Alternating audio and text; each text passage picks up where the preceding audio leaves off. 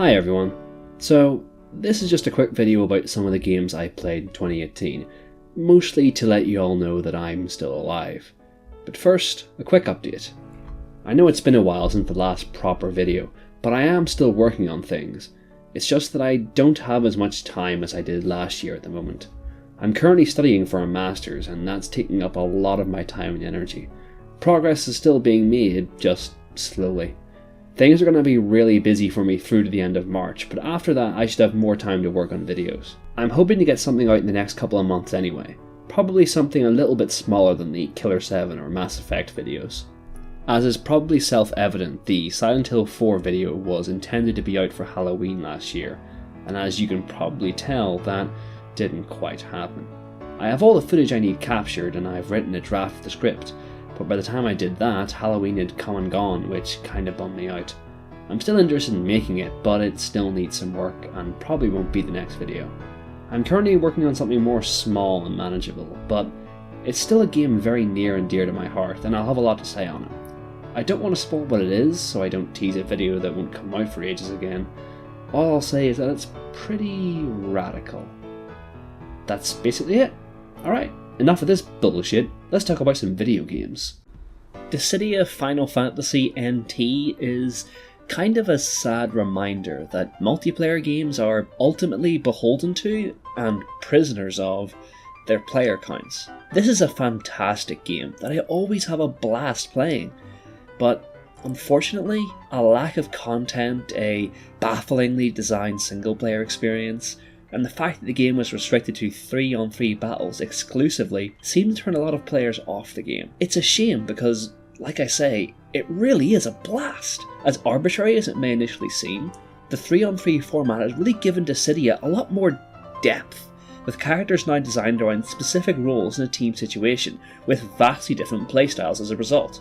It lets the different characters feel that much more distinct and individual than they would in a traditional fighting game setup, where everyone ideally should be equally capable of combat. Plus, it lets me play as my boyfriend in full HD, so that's pretty great. God of War is better than I was initially expecting. Which is good, because my expectations were pretty low. Everything the developers said about this game prior to release... One of the first things I said was, like, this is like a script. It's not a game script. It's a script. It put me on edge. And combining with this, the obvious inspirations the game was taking from The Last of Us, which is a party I've never really found myself fitting in with, as well as the fact that I've never even been particularly fond of the God of War games in the first place, and it just felt like a recipe for a game I was destined to dislike. It should probably be commended then for managing to even get a curmudgeon like me on board a bit. While the combat does feel compromised by the camera angle, the game at least is clearly designed around it, and makes up for a lot of the inherent shortcomings with some clever design decisions. It's not great combat, but it's better combat than I expected, and it really does come alive at certain points, such as in the Valkyrie fights, which are a lot of fun and give me some mad data org feels. The main problem I had was the sheer lack of enemy variety. A game of this budget really shouldn't be resorting to reskinning the exact same zombie over and over again. Okay guys, you only want to design like 5 bosses? That's cool, that's fine, but please don't try to make it seem like you've got more than that by making me fight the same ogre about 10 times. That kill animation is burned into my mind. As for the story... look, it's just not for me. I get it. These stories about emotionally withdrawn men having to deal with the burden of parenthood just don't click with me. Maybe it's because I'm not a parent myself, or my relationship with my own parents is just fine, but there's just not a lot of things in here for me to latch onto. There's a few good moments, but it's mostly just old Kartos being a prick to his son for ages. I'm interested in the story of how Kratos turned from a psychopath who destroyed the world into just a regular bad dad, but that story is over. We missed it.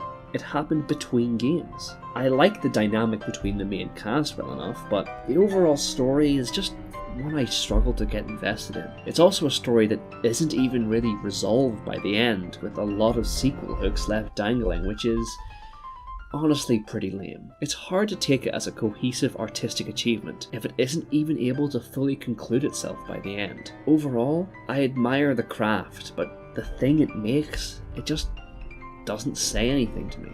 Sorry everyone. Oh look, another game that just isn't for me. Oh dear. That's not to say that Monster Hunter World is bad, or even that I didn't like it. In fact, I enjoyed it quite a bit. Unfortunately, even in the most accessible edition of this franchise, I still find it somewhat off-putting. I've seen people put hundreds upon hundreds of hours into this one game, but I could barely manage 40 before getting burned out. Monster Hunter World has been compared to an MMO, but with the fat stripped off. And I think that's accurate, but it's a double-edged sword. Monster Hunter gets you into fun fights quickly, but that's really all it has to offer. The variety in the monsters is nice, but even then, there's a lot of similarities between a lot of them, and it just gets kind of samey for me after a while. This isn't really helped by how limited a lot of the weapons and movesets are. It never became actively tedious for me, but I lost the will to maintain pace with my more actively playing friends, which isn't helped by the fact that the story is basically non-existent, and the general aesthetic of a lot of the armour is unappealing to me. Come on guys, if you want me to grind out your shit, give me good shit to grind for. Again, it's not really a problem with the game, it's just not my thing. I have no qualm with the people for whom this is their thing. We all have our vices. This just isn't mine.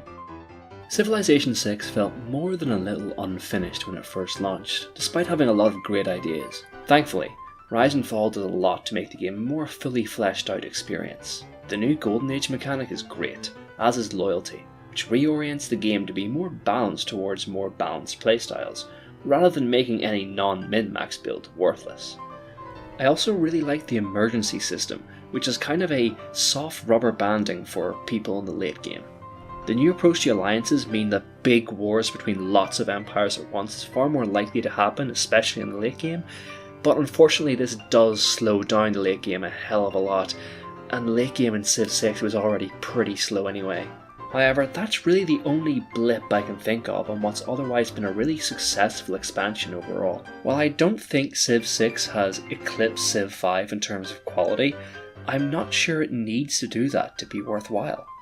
The new mechanics in this expansion have really helped Civ 6 carve out a fully unique identity of its own in the series, and I think that's a good thing. I'd love it if the series going forward gave each entry a unique character all of its own, rather than just trying to update the rule set every time a new edition comes out. It would let the series forge into even wilder directions with each installment, and I think that's great, because the last time Civ really did that, we got Alpha Centauri, one of the best games ever. So yeah, Civ 6 Rise and Fall, pretty good. Look, I'm about to use a big word here. A big word. Maybe the biggest. So, brace yourselves.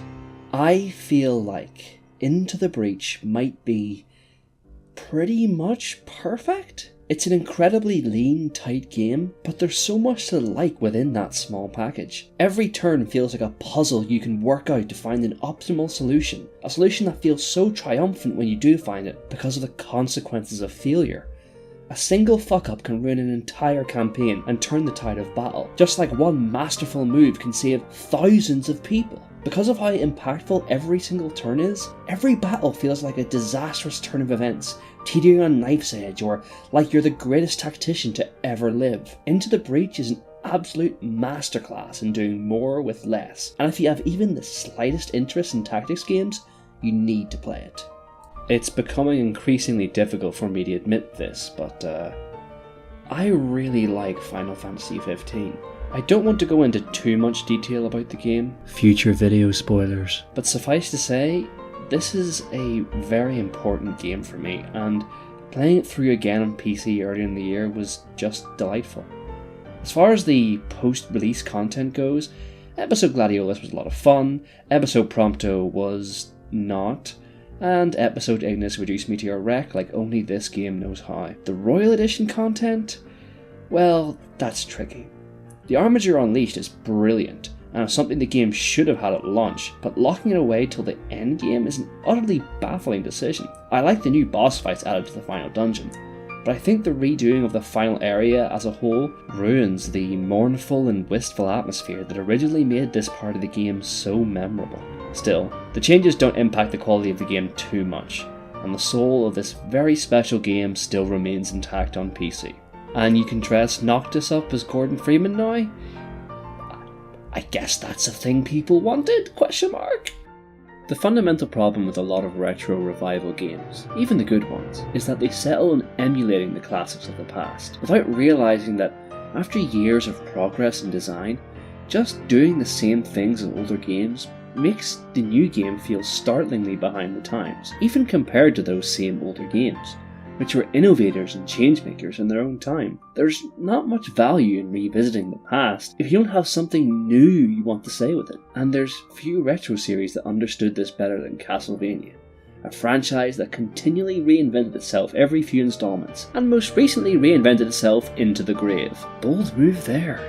The series' urge to keep progressing its design lives on through Bloodstained, Curse of the Moon, a game that returns to the design philosophy of Castlevania 3 Dracula's Curse, and progressing it in directions that just wouldn't have been possible in the humble NES. The entirely optional playable characters, multiple paths within levels, and the ability to switch between said characters on the fly, all combine to make a game that feels as fresh in 2018 as Dracula's Curse did in the 80s. It's a return to past glories, yes, but it brings with it the knowledge of the future, and uses that to build something really incredible on top of the past. I adore Castlevania, but I've always preferred the Metroidvanias over the Classicvanias, so Curse of the Moon wasn't on my radar initially, but it dropping unexpectedly into my lap was one of 2018's best surprises, and it's far better than a Kickstarter stretch goal had any right to be. I found it really sad to hear that Pillars of Eternity 2 Deadfire didn't do that well in sales, because, to be honest, it was one of the most interesting games to come out this year. For years, Western RPGs have sold themselves on one of the most simple yet alluring power fantasies, the fantasy of choice and agency. In these games, we become the centre of the universe, able to bend the world to our will. Obsidian has made games like this for some time, but no game quite taps into that fantasy like Fallout New Vegas, a game that casts you as an ordinary mailman who survives being shot in the head and goes on to unite the entire land under their indomitable will, according to their own moral compass. In Deadfire, we see Obsidian return to this framework, but instead of giving players their power fantasy, they invert it and make for one of the most fascinating experiences I've played in recent years. After being returned from death as a thrall of the gods, the player character finds themselves forced to ally with one of the 4 factions found in the Deadfire, and they're all awful. Slavers, colonials, racists, fascists, they're all here, and they're all bad options. And unlike in New Vegas, the option to go your own way is even worse. You have no option to impose your will onto this land, no option to be the ultimate hero. It's a game about compromise, a game that cares nothing for giving the player the power fantasy they usually get from this kind of game. It's remarkable. When I made my choice, something that took me a long time to do, I sailed to the end of the game, reading a note from a party member waving me goodbye, a party member I had no opportunity to convince of the righteousness of my actions. I arrived in the final area, not with anticipation and the momentum of a hero, but with guilt and a heavy heart. And then, when I reached the final obstacle, the goal of my long journey, I didn't fight the villain. I stood there, and I talked to them. Not because I wanted to convince them they were wrong with my extraordinary strength of will, but because I wanted to know whether the things I had done to get here were worth it. This is a genre about the player bending the world to their will. I expected to come into the Deadfire and shape it with my own hands, but instead, the world bent me to its will, forced me to compromise on its terms, and ultimately, I was the one who ended up changed by the experience. What a remarkable game. There's so much to love about Dragon Quest XI. I love the characters, the visuals, the world, even the exploration. But it's all let down in one critical area, the battle system. Dragon Quest XI offers little in the way of meaningful choice, because it's just so damn easy. It's almost trivial to make the second party member you get game-breakingly powerful, but even aside from that, almost every fight in the game is solvable with a simple combination of buffing attackers and healing when necessary. There are options to make the game harder, but you can only pick them at the start of the game, which is way too soon to make an informed decision on that.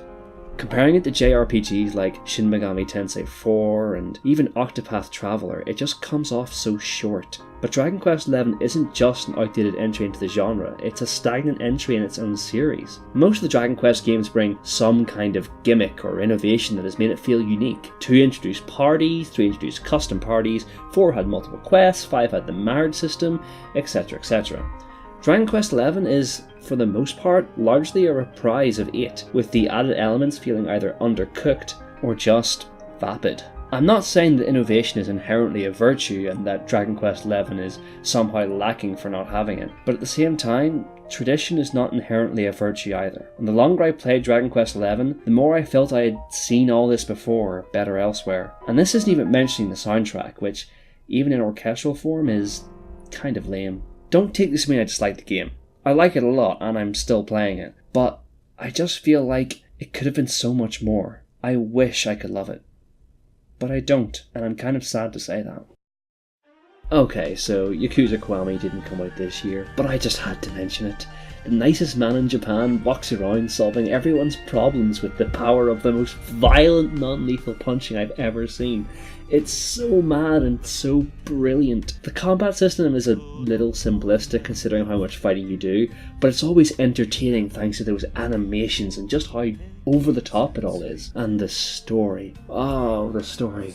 Indulging in melodrama like nothing I've seen since the days of the Super Nintendo, but doing it with absolute sincerity and with an utterly straight face, even in the face of all the genuinely funny, mad shit going on. In a time where games are still chasing the white rabbit that is film and being respected like film is. It's so refreshing for a game to embrace the inherent madness and absurdities of video games. This was absolutely magical and I can't wait to play more of this series. Final Fantasy VI is one of my favourite games of all time, and I've always been fascinated by the structure of games like Saga, where one game tells multiple stories, as well as the short story format in general. So I'm basically morally obliged to like Octopath Traveler. What I wasn't necessarily expecting from it though was great writing, and a beautifully strange aesthetic that looks like the 16-bit era gazed through dreams. Not to mention, a fantastic battle system that puts the truth to Dragon Quest XI's delusion that you have to remain trapped in old systems when making an homage to the past. I'm still pretty early on in my playthrough, so I don't want to say anything definitive, but right now, this is good shit. What can possibly be said about Smash Ultimate that hasn't been said already? How do you talk about something like this? It's Smash Bros. That's all you need to know. It's got all the people and an awful lot of the stages. It's got a single player mode that I think is better than the Subspace Emissary, but still a bit long and repetitive.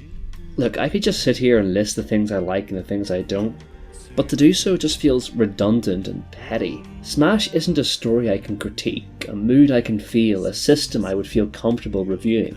Smash is a facilitator of good times with good friends, and having a version that you can take with you like this is basically the ultimate iteration of that concept. That's all I can really say.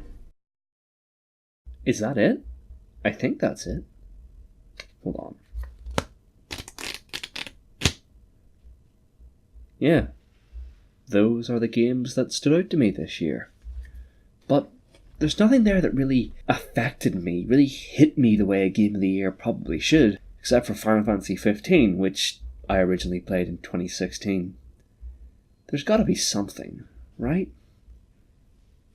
Well, there is that one game.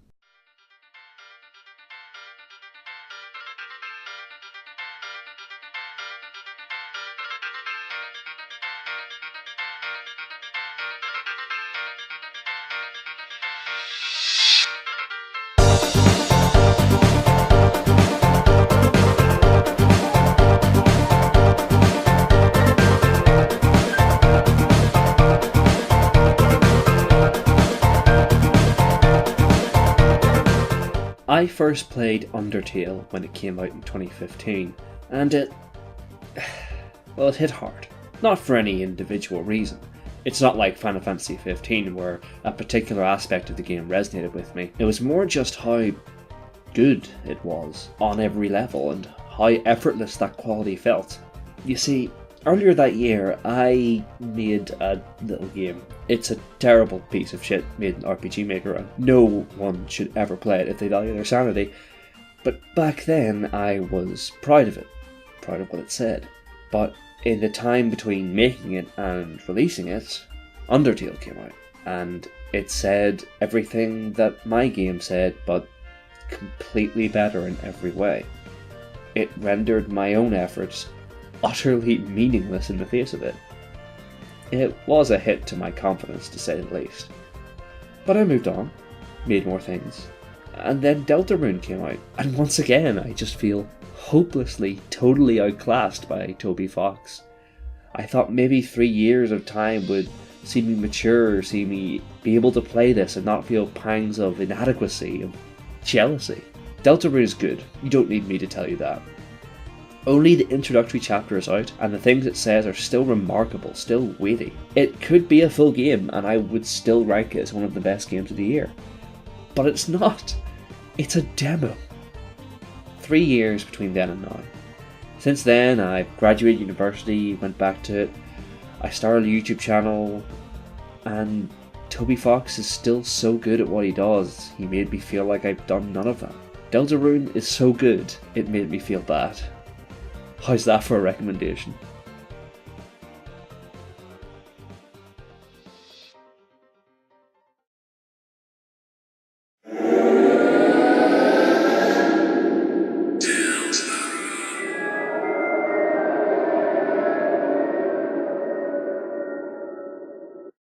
One last thing before I go. Thank you so much to anyone who commented on my videos, subscribed, or, well, just watched them. Even though I'm basically as small as you can get on YouTube, this is still so much better than I ever thought I'd do. And anytime I do receive a supportive comment on one of the videos, it really brightens my day and gives me a real boost of motivation. You guys are awesome, and I hope to do you all right in the coming year. See you in the next one, which, I promise, won't be too far away.